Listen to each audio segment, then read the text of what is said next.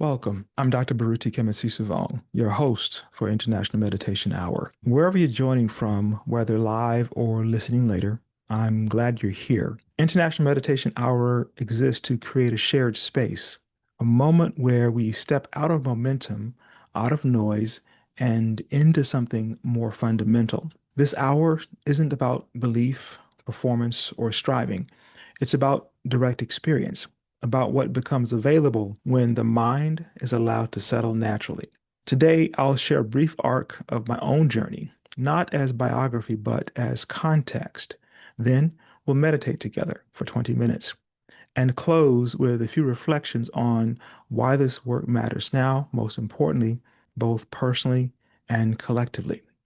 We'll also answer a few questions that people have sent to us individually and also those that are placed within the chat as well. So again, thank you for being here for International Meditation Hour. How did I come to practice meditation? Long before I had a language for it, I noticed something. That something was that environments felt coherent, others felt off. I didn't yet call it consciousness in terms of this experience, but I knew that something in specific spaces and with specific people just didn't align. That sensitivity began to shape everything that followed.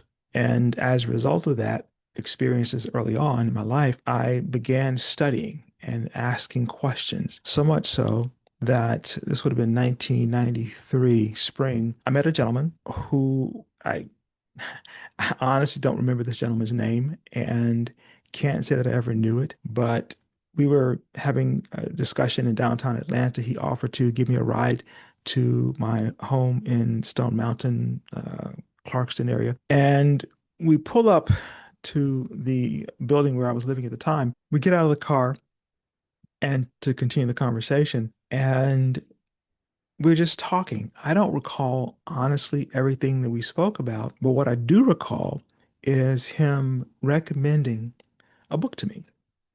He says to me, "Young man, I'd like you to secure a book for study." And I was kind of curious about it. And I said, "Sure, no problem." He recommended the title to me. He then said, "But we have to shake on it." And I shook his hand, and he said to me at that time, "Young man, I've changed your life for the rest of your life." At the time, when you hear something like that, you don't really think much about it. But I took it to heart that he wanted me to study this book. I then began calling around Atlanta.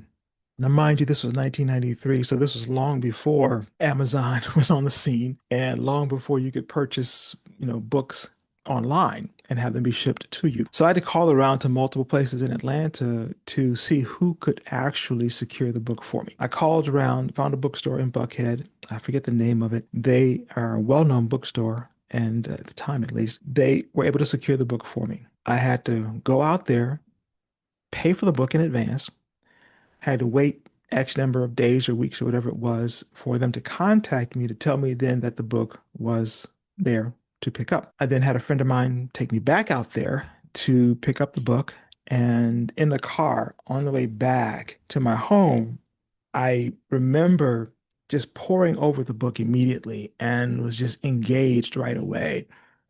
And much to my friend's chagrin, I didn't pay much attention to her at the time because I was, so engrossed in this book that this strange gentleman wanted me to read. I then get back home and I began poring over the book even more so because I was in the privacy of my home at that time. And at the end of each chapter of this book, there would be a meditation. And for those of you who read my Substack and wonder where I get the idea to have a suggested practice section, this is where it comes from. And I recall the meditation that I was doing at the time. I was seated with my back against the wall in my bedroom. I was on the floor and I followed the instructions that were recommended in that meditation. And I had this experience. It was as if my body was this room, this cavernous room. And I'm but this small being, this small something within this cavernous room. And I recall in that moment of having had that experience of dancing within, if you will, if that makes any sense. It wasn't as if I was moving externally, but I had the distinct impression that I was dancing within. So it was an exciting moment. And I later came out of the meditation and continued on, of course, with the study of the book. But I never forgot that particular experience. Again, this would have been the spring of 1993. So now we're talking coming up on 33 years ago. And I continued to study the book. I continued to take to heart the recommendations of what to do within the book and began having all these really cool synchronicities, experiences, and knew that they were as a result of studying the book. And one of the exercises, it gave me the idea to envision what I wanted to accomplish. And at the time, I was working for the credit card supplier MBNA, and there was a bus that would run along this one street that would go to the Avondale train station. This was before I had a vehicle at the time. And the bus left, the last bus, I want to say like 5 or 6 o'clock or whatever it was, the last bus would leave that section. And if you got 6 sales, credit card sales at the time, you could be paid for the full shift. And I tried what was suggested in the book, and every day that I wanted to leave early to catch that last bus, I believe it was Briarcliff Road, where it would travel along, I was able to catch the bus. So much so that the managers, I later learned, they would call some of my clients to see if I had engaged in any questionable behavior as it relates to that particular sale. And it never happened that that was the case. They then asked me to train some of the other people that were on my team because they weren't as productive. I said all that to say that this particular book and this gentleman, having recommended it, really placed my feet on the path, if you will.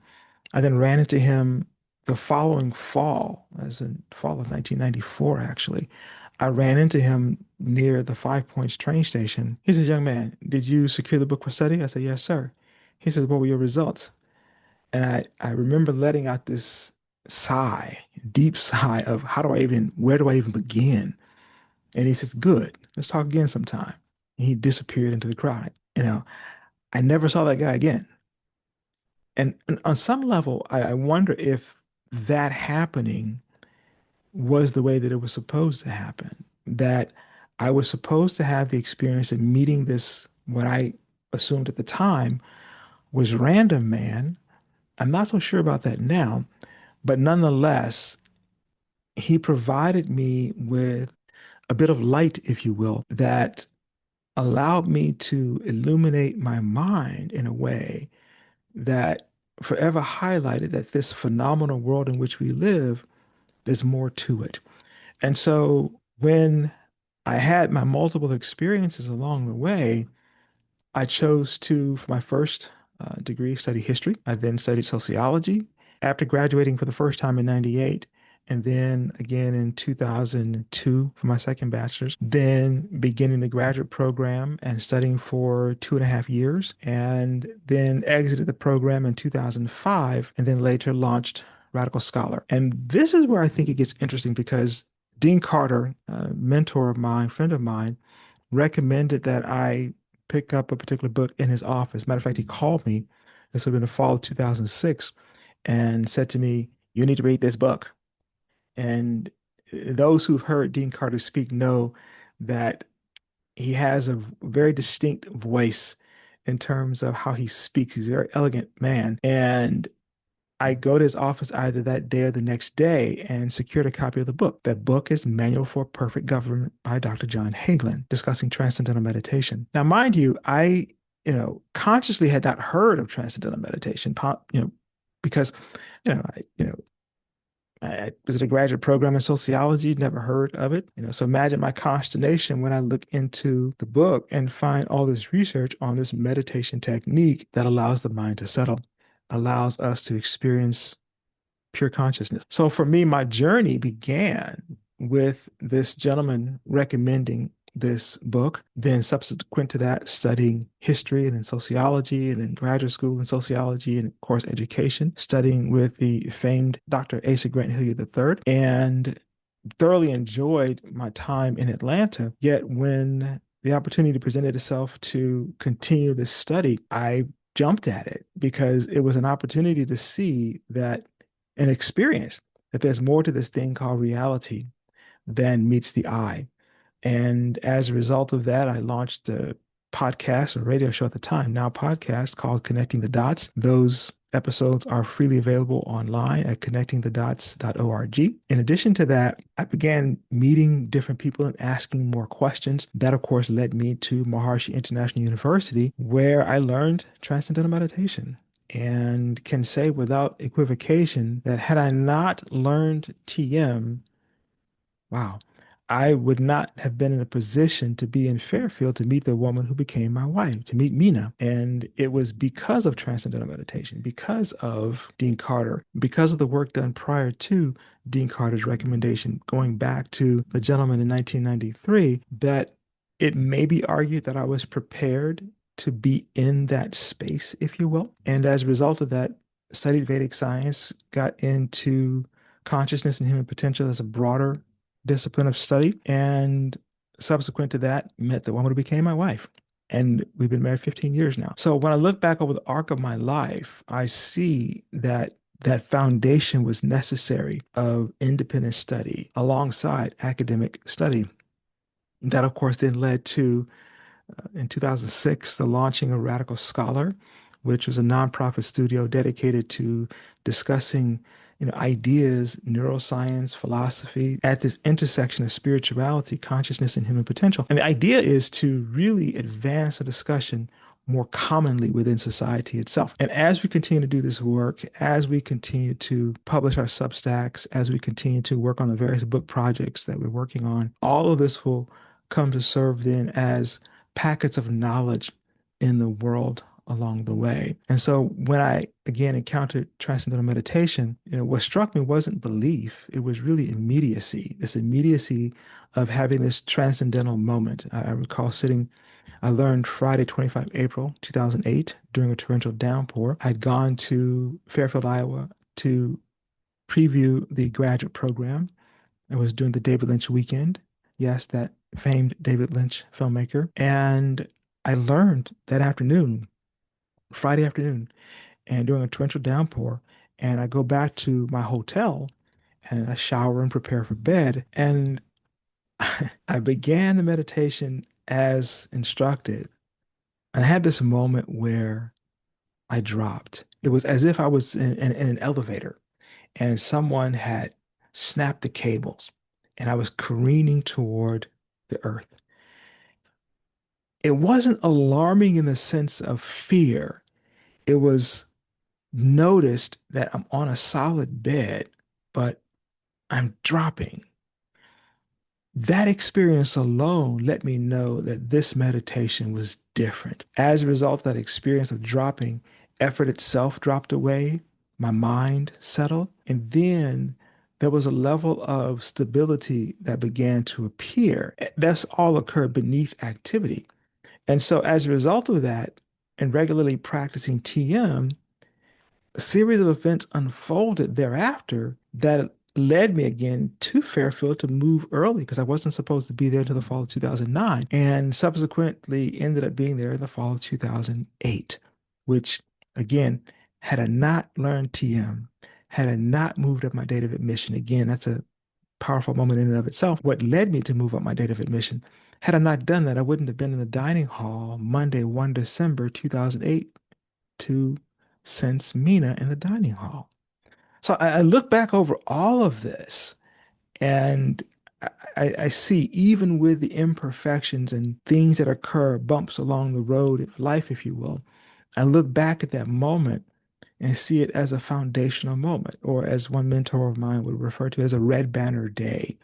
And that red banner day was precipitated as a result of having learned TM. And so as a result of our marrying in 2010, Mina and I have now to date here in Cambridge worked with literally thousands of people, different ages, different backgrounds, across the entirety of the socioeconomic spectrum. And what we've noticed is that everybody has the capacity to have access to silence. And as a result of accessing that silence, it changes and it changed how people live. So this is a pattern that was consistent both in our lives and those with whom we've come to work over the years. And this observation eventually became formal research. And as a result of that, my being a Freemason and my experiences, I've written about this on my Substack and in my dissertation, the experiences I've had guided me to this thing called pure consciousness in a very meaningful way and a lasting way, if you will. And as a result of that, in my doctoral research, I developed one framework, actually a couple of frameworks within the dissertation, but the primary framework is called a model for perpetual growth and progress. And this model is a model in the sense that it begins at the level of pure consciousness, recognizing the 3-in-1 structure of pure consciousness. And it guides a person along a particular path to help them realize the innate power that rests within them, and in recognizing that innate power within them, to begin to apply it not just to their lives, but to a cause, a purpose that's beyond them. And you become much more, for want of a better way of saying it, embedded within the community of consciousness in the sense of becoming a conscious participant in the world around you versus an unconscious participant. And so as a result of that experience, this ecosystem developed where everything I do now, teaching, writing, research, and gatherings of course like this, they all serve one purpose. And that purpose is really to make inner stability more accessible, not accessible to some, but accessible to everyone. Because at the end of the day, we're all within the same universe, a universe which is about 13.8 billion years old. And in being 13.8 billion years old, and the age of our planet about 4.5 billion, the age of our species a couple of 100,000 years old, and the age of our species as it is, as we are at present, a few thousand years old, all of a sudden you realize that something significant is happening and we have tremendous capacity. So as we begin to think about what we want our lives to look like, as we begin to envision how we want the world to be, first our world, and then let that ripple out into the world itself, the larger world, we want to have clarity. And meditation provides clarity. TM is one of the many ways that this occurs. There are those who will say that TM is the way that's one of the fastest ways. What I can tell you is that it has been tremendously beneficial for me, my wife, our daughter who also practices, she does TM, our eldest son who is actually be 9 this coming year. This year rather, he actually practices the walking technique. Our second son will learn the walking technique in a few months. And of course, when our youngest son, when he's of age, he will learn the walking technique as well. And so the objective is just to model the possibility that everyone has the capacity to have these experiences. And sessions like this are designed to facilitate that. And with that in mind, we're going to take a moment to meditate together. Basically, what we'll do is I will pause the video. We will spend 20 minutes in meditation. And for those who have no particular tradition that you practice in terms of meditation, for the 20 minutes, what I'd like you to do is first to sit comfortably. Then you'll close your eyes. And once you become comfortable, ask yourself the question, how have I come to be who and what I am? Again, that question is, how have I come to be who and what I am? And in asking that question, don't judge the responses that surface in your awareness. Allow them to surface naturally and ruminate over those responses for a moment. Give some attention to them to understand fully how you've come to be who and what you are in this moment. And for those who practice a particular tradition, whether it be a mindfulness technique or a zazen or a vipassana or transcendental meditation even, practice the technique as you normally would for the specified time. And what I will do is at the conclusion, I will bring us out at the 20-minute mark. I will indicate, take a moment to stop thinking the mantra, stop breathing, stop observing. And after that occurs, we'll take about 2 to 3 minutes to then relax. And it's in that relaxation that we just allow whatever thoughts that surface within the awareness to do so. And then we'll come out of the meditation and we'll have a few moments of Q&A, okay? So let us sit comfortably. I'm going to pause the video now.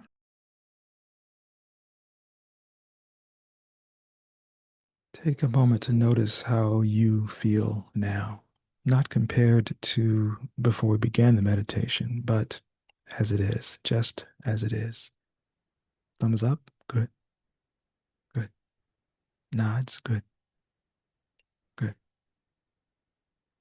Yeah, this is one of the reasons why, I enjoy meditating. I enjoy that nature organizes such that I'm in a position to teach transcendental meditation and in this instance facilitate an international meditation hour. Meditation, I believe, is the great equalizer. Consciousness, pure consciousness is the great equalizer in the sense that we come from it. We're sustained by it. We are within the universe that is also sustained by it. And this gets into one of the frameworks that came after my doctoral research was done. I refer to it as the 7 layers of manifestation. You begin with pure consciousness. This is the level of consciousness that is pure in the sense that it is without thought. It's not mixed with anything. That pure consciousness then gives rise to universal and natural laws. Those universal and natural laws are the laws that govern the phenomenal world. This is the phenomenal world into which we're born. That's the 3rd layer. The 4th layer is human consciousness. That's us as humans, but we're also a part and parcel of the phenomenal world. And then the 5th layer is the human derived world. This is the world that we as humans create and give meaning to give our lives meaning, and that we choose to navigate the world, create and, of course, navigate the world. And as a result of that human derived world, we then have constructs and outcomes. And as we come to recognize that we are part and parcel of the world that we create, the question then becomes, how might we create an even better reality for ourselves and for those around us? That's the 7 layers of manifestation framework that grew out of a meditation that occurred not long after I defended my dissertation. And I've written about it on my Substack and also in other places as well. Huh. Someone says, I feel good. Good. Yeah, it's a great experience. Meditation is, when you give yourself the opportunity to meditate, you really giving to yourself. I often think of the meditation as my me time in the sense that the first word in the word meditation is me. So I view it as my me time. I see questions coming in. First question says, what surprised you most after years of meditating and teaching? That's a great question. You know, that I guess I'd answer it that when you have an experience of transcending, you come to see that you're in the universe, not apart from the universe, and that the brain is the most powerful thing you'll ever encounter. There are those who want to give primacy to money or primacy to material things, primacy to social structures. Yet in all of them, they are as a result of a thought process acted upon by humans that give them legitimacy, that we often then act within those frameworks, sometimes to our benefit, other times not to our benefit. And sadly, in our modern society, to the benefit of the few at the expense of the many. So, what really helped me most in terms of meditation or surprised me comes back to that we've all had this capacity resident within us, that we as humans have this unique way of convincing ourselves that there's separation amongst the species when in fact nothing could be further from the truth. So meditation has taught me, teaching it and of course practicing it regularly now, it'll be 18 years this year, has expanded my awareness. It goes back to something I learned from Benjamin Elijah Mays, past president of Morehouse College in Atlanta, where he says, the circumference of life cannot be rightly drawn until the center is set. The circumference of life. Now, notice he didn't say it couldn't be drawn. He said it couldn't be rightly drawn until the center is set. Now, I believe that center is us. As we begin to center ourselves and calm our minds and allow our bodies to gain the relaxation, we then walk into the world and bring that quietude with us to greater and greater effect. So what surprised me most is that after these years that it's it's easy, it's always been easy. It's never been apart from us. We've always been a part of it. And that as more people come to practice the technique, the possibilities of envisioning and acting on a new and building a new world it it's mind-boggling. And I can see why some who are invested in the status quo would resist that. So I guess it's not really a surprise, but Yeah, that's what I think about it. Another question here says, what changed in your life that you didn't expect? Oh, that's a good question. What changed?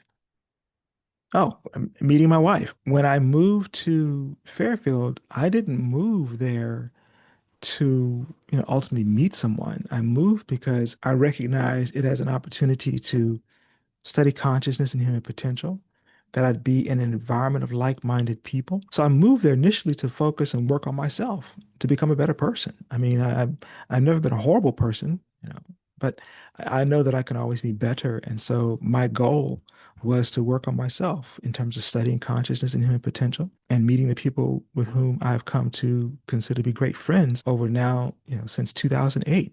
It's just, it blows my mind that I left Atlanta and went to Iowa in the middle of the cornfields and ended up being in the dining hall and met the woman who would become my wife. And we've been married 15, be 16 years this year.